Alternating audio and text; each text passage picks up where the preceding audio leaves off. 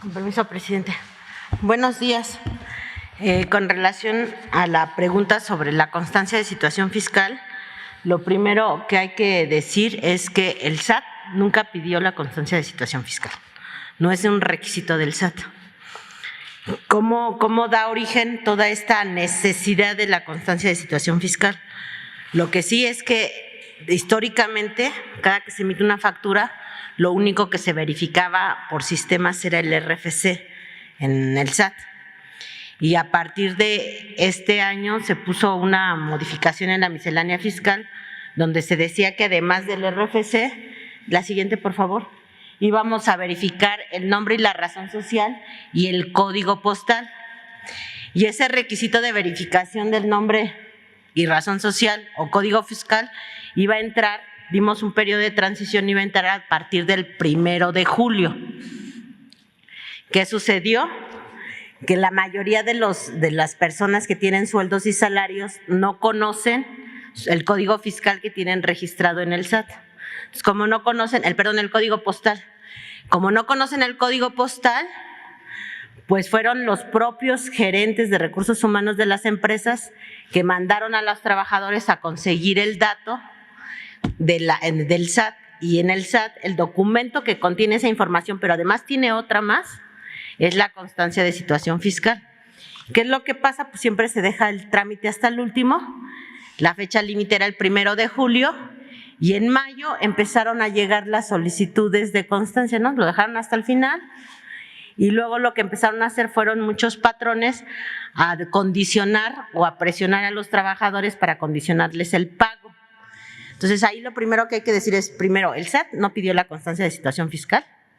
La factura o el timbrado de nómina lo único que tiene que contener es el código postal y el nombre correcto del trabajador. Y si tienen el nombre correcto y el código postal, el patrón no les tiene por qué hacer exigible la constancia de situación fiscal. Primero para timbrar la nómina, lo que se dice para emitir la nómina. La otra, una cosa es la materia fiscal y otra cosa es la materia laboral.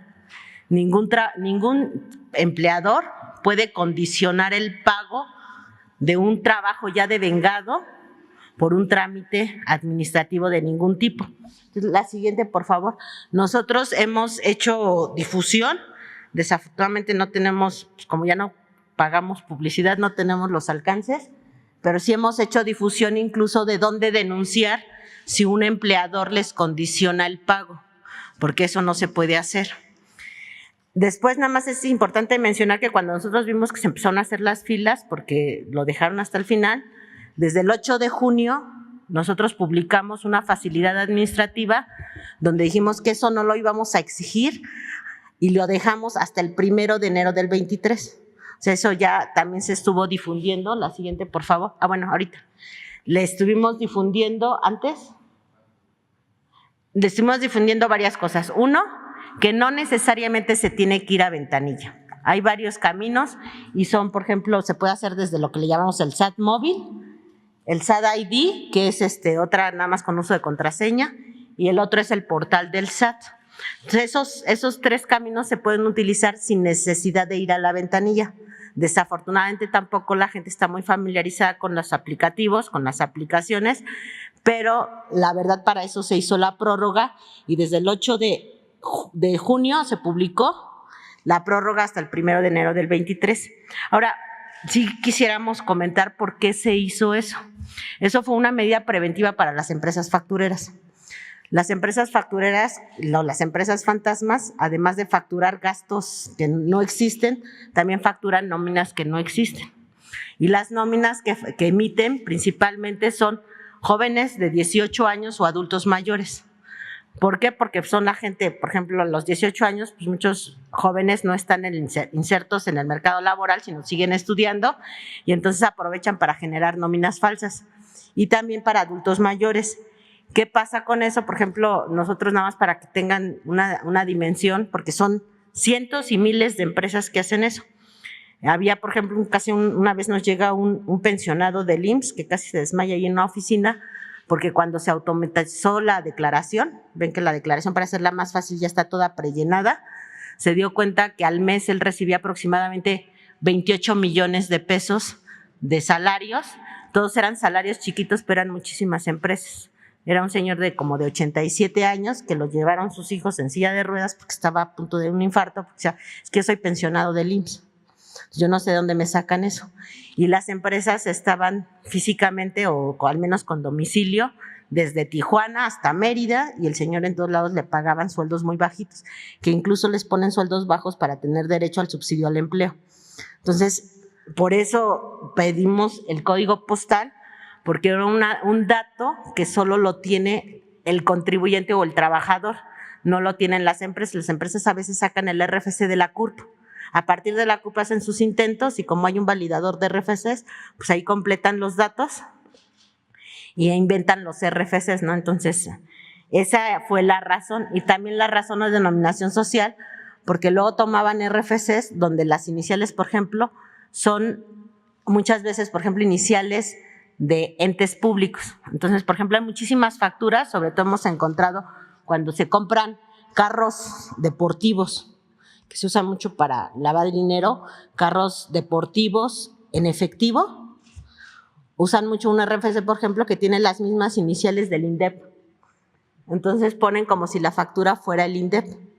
Cuando vienen las solicitudes por transparencia que ustedes mismos vienen, pues así como que no cuadran las cosas porque el RFC es de una persona y el nombre o razón social es de otra.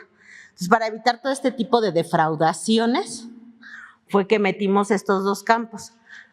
Ahora, lo que nosotros estamos haciendo, dadas las filas que hay, porque la mayoría de la gente no tiene una cultura todavía que está en proceso de ir a las aplicaciones en sistema, nosotros lo que dejamos fue todo esto para el 1 de enero del 2023 y lo vamos a valorar.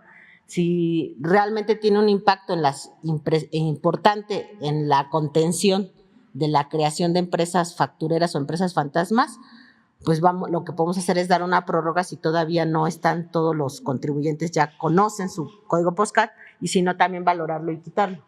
Pero el tema es que dos cosas. Uno, no se pidió nunca la constancia de situación fiscal. Ahorita no es obligatorio porque se hizo la prórroga desde hace más de un mes hasta el 1 de enero del 23, y la otra, nadie se le puede condicionar para nada sus trabajos. Y les damos ahí les dejamos la presentación. Aquí están los otros lugares donde se puede sacar la constancia sin necesitar de ir a la ventanilla. Si en caso de que les vendan la constancia, porque nadie se las puede vender, aquí está el correo de denuncias y quejas en el SAT para atenderlos, y también les damos aquí en la presentación una serie de teléfonos por si a alguien le condicionan su pago como trabajadores, porque no se puede condicionar a nadie un trabajo ya devengado. Pues eso sería cuanto presento. Muchas gracias. Sobre el tema, a ver, una vez contesta. Sí. Ajá. Buenos días, Eduardo Esquivel Ancona, SDP Noticias. Buenos días, señor presidente, buenos días, funcionaria.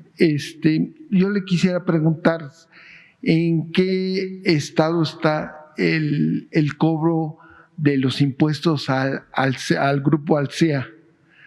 Hay un litigio y se está corriendo, ha salido en las noticias.